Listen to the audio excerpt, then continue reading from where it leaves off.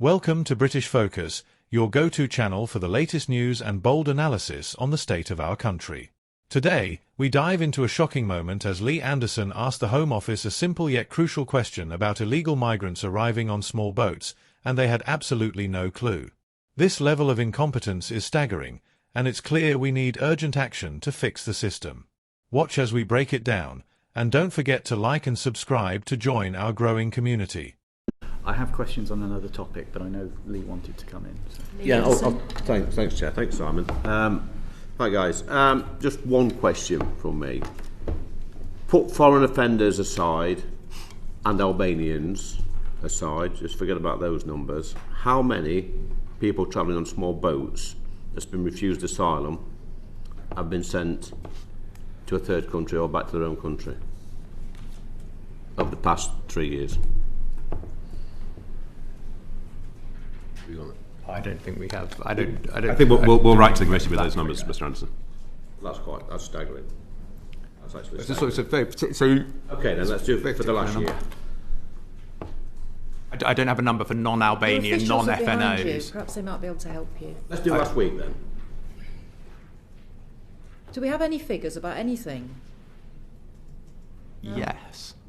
In the last 6 months, just how many in the last 6 months? As Simon said, there are charter flights and other ways of doing returns the whole time, constantly, and we can give you whatever timeline and period you'd like. People who are coming here who are being refused asylum, because I'm sure there's a few.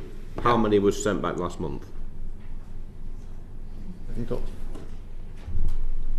incoming?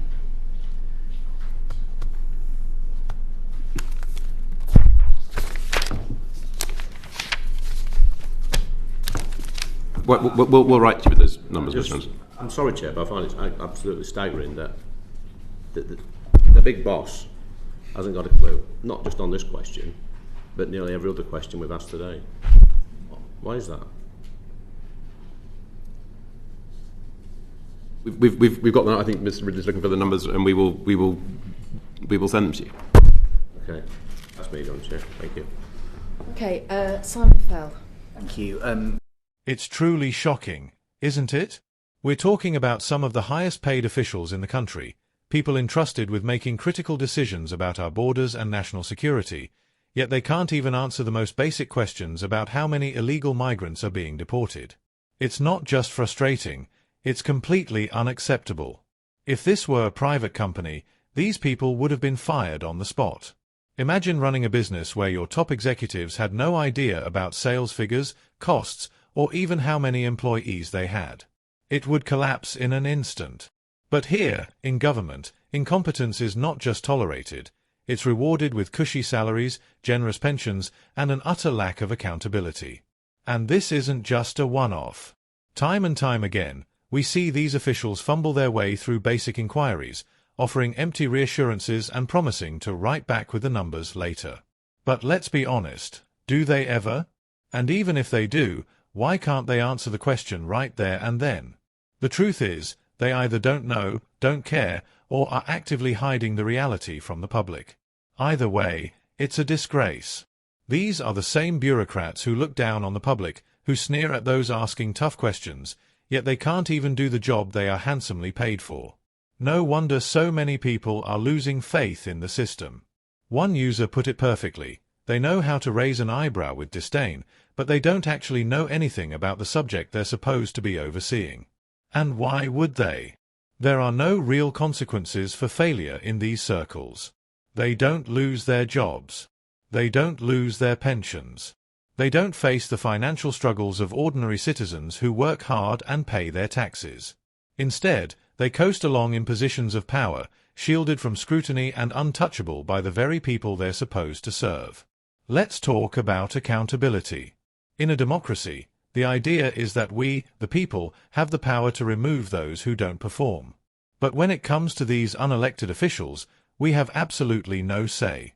They control the levers of power, yet they are completely detached from the people.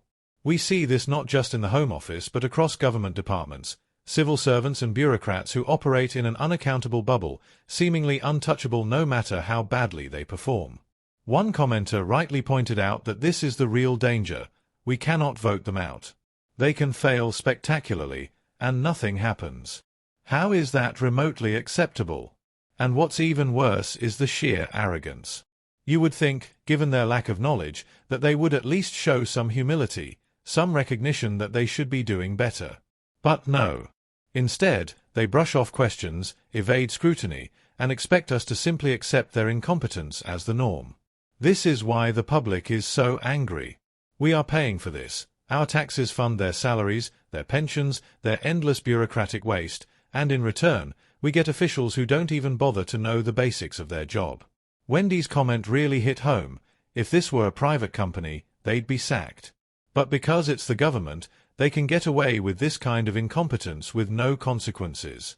And make no mistake, this isn't just a matter of bureaucratic inefficiency. This is about real-world consequences. If they don't know how many illegal migrants are being deported, how can we trust that the system is working? How can we believe that our borders are being properly managed? How can we have faith that immigration policies are being enforced? The answer is simple. We can't. This is not a small issue. It cuts to the heart of trust in government. People are sick and tired of seeing officials shrug their shoulders and dodge questions while real problems pile up.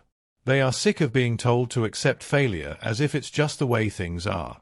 It's not. It's a choice. A choice to allow mediocrity, to avoid tough decisions, and to protect the status quo at all costs. And the longer it continues, the more damage it does, not just to the government's credibility, but to the very fabric of our democracy. So, what do you think?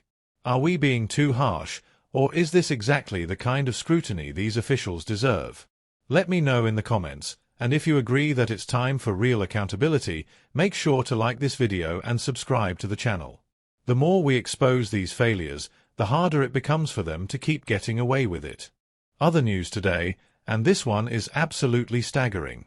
The ban on XL bully dogs is now expected to cost police forces up to £25 million in veterinary bills and kennel fees by April this year. Yes, you heard that right, £25 million. That's taxpayer money being drained at an alarming rate, all because of a rushed and poorly managed policy. The National Police Chiefs Council, NPCC, has revealed that this is a 500% increase compared to 2018, when similar costs stood at just £4 million. Let that sink in for a moment. 5 times more money, yet the government didn't seem to have a plan for how to handle the aftermath of their own legislation. And let's be clear, this isn't about whether you support or oppose the ban on XL bully dogs. This is about how utterly unprepared the government was when they pushed it through. Since February 2024, when the ban was enforced, authorities have seized 4,586 dogs across England and Wales. Now, what happens to these dogs? Some are rehomed under strict conditions, but 848 of them have already been euthanized simply because their owners didn't comply with the new regulations or failed to apply for compensation. That's almost 1 in 5. And with more being seized every week, the costs and logistical chaos are only getting worse. What's even more frustrating is the strain this is putting on our already overstretched police forces. Chief Constable Mark Hobo, the NPCC's lead on dangerous dogs, has warned that the ban is crippling police resources. The cost of keeping just one XL bully in a kennel is around £1,000 per month. Multiply that by thousands, and you start to see the scale of the problem. And guess what? The government has not provided a single penny in extra funding to help with the burden. Not one. So where is this money coming from? That's right, from you, the taxpayer. From budgets that could be spent on frontline policing, tackling crime, and making our streets safer. This is a classic example of government incompetence at its finest. They roll out a sweeping policy with no clear plan, no infrastructure in place, and no financial support for the authorities that have to enforce it. They create a crisis and then stand back, leaving the police and the public to deal with the consequences.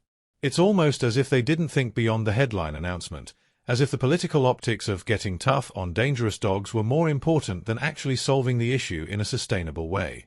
And let's talk about the human cost of this policy. Many responsible owners have been left devastated, forced to either give up their beloved pets or comply with new regulations that are confusing, costly, and, in some cases, nearly impossible to meet. People who have raised their dogs in loving homes with no history of aggression are now facing the heartbreaking reality of having them taken away. Meanwhile, criminals who actually use dogs as weapons will simply move on to the next breed that isn't yet banned. It's a cycle that keeps repeating, and nothing really changes. It's also worth asking, where does this end? Today it's the XL bully, but what happens when another breed is deemed a threat? Will the government keep banning dogs indefinitely? Will we see a future where only a select few breeds are legally allowed?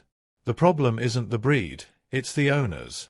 Instead of tackling irresponsible ownership, illegal breeding, and poor enforcement, the government has opted for a blanket ban that punishes thousands of innocent dogs and their responsible owners. And now, it's costing us all, financially and emotionally. So what do you think? Do you believe this ban was the right move, or is it yet another knee-jerk reaction from a government that refuses to think things through? Let me know in the comments. And if you're as frustrated as I am with this complete lack of planning, make sure to like this video and subscribe to the channel. The more we talk about these issues, the harder it becomes for them to ignore the damage they've caused. Other news today, and this one is bound to spark debate. Matthew Huttle, a man who was recently pardoned by Donald Trump for his role in the Capitol riot of January 6th, has been shot dead by police during a traffic stop in Indiana. The story is as dramatic as it is controversial. Here we have a man who was convicted, served his time, received a presidential pardon, and then, just days later, found himself in a deadly altercation with law enforcement. Now, let's break this down. Huttle, 42 years old, was reportedly armed at the time of the incident. According to state police, a Jasper County Sheriff's deputy attempted to arrest him, leading to a confrontation that quickly escalated into gunfire. The details remain murky, and as always in cases like this, the full picture will take time to emerge. But what's clear is that this isn't just an isolated incident, it's a case that touches on deep political and social divisions in the United States. Huttle was one of over 1,500 individuals pardoned by Trump at the start of his second term, a move that has stirred significant controversy. While some view these pardons as a correction of what they see as political persecution, others see them as a dangerous precedent, essentially excusing individuals who participated in what was, by all definitions, an attack on democracy. And now, with this shooting, the debate is reignited. Should these individuals have been pardoned? Was Huttle's fate an inevitable consequence of his past actions, or was he unfairly targeted? There's also the issue of trust in law enforcement. Many are already questioning whether this was a justified shooting or yet another case of police using deadly force too quickly. We've seen it before, traffic stops turning into fatal encounters. Was Huttle truly a threat, or did things spiral out of control unnecessarily?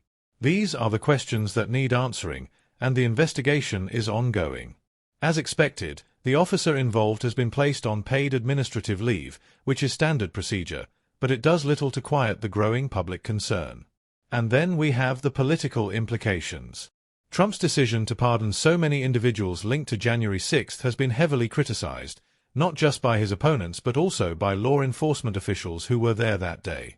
Many officers who defended the Capitol suffered life-altering injuries, while others took their own lives in the months following the attack. For them, seeing the perpetrators walk free was nothing short of an insult.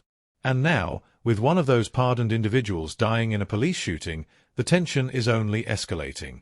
But let's take a step back. What does this really say about justice and accountability? If you believe that those involved in January 6th deserve to be pardoned, you might see this as an unfortunate incident, but not necessarily part of a larger pattern.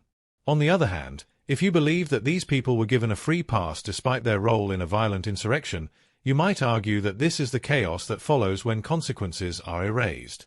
And here's something else to consider. Huttle wasn't the only one. Another January 6 participant, Daniel Ball from Florida, was rearrested just last week on federal gun charges that surfaced from his involvement in the insurrection. This raises a crucial point. Are these pardons emboldening individuals who already had a disregard for the law? Are we seeing a trend where people who once felt untouchable now continue down the same reckless path? One thing is certain, this is far from over. The Indiana State Police Criminal Investigations Division is now looking into the shooting, and the final report will be submitted to the Jasper County Prosecutor's Office for formal review. But will we ever get the full truth? Or will this become yet another politically charged event that divides opinions rather than clarifying facts? So, what do you think? Was this a case of justified law enforcement action, or is there more to the story? Should Huttle have been pardoned in the first place? Let me know your thoughts in the comments. And if you found this discussion insightful, make sure to like this video and subscribe to the channel for more in-depth analysis on today's most pressing issues. Thank you for watching, and until next time, take care.